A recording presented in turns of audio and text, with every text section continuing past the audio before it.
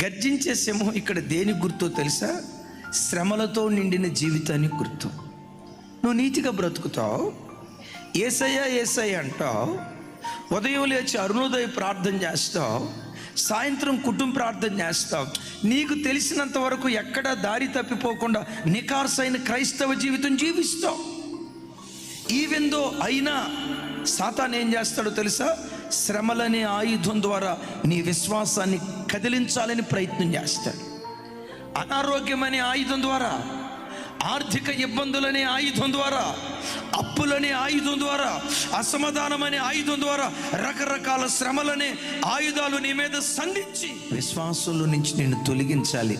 ఇది గర్జించే సింహం చేసే పని. నీవు అనుకుంటావు, నేను ఇంత భక్తిగా బ్రతికే కదా, నేను ఇంత ప్రార్థన చేస్తున్నాగా, నాకే ఎందుకు ఈ శ్రమలో, నాకే ఎందుకు ఈ కష్టాలు,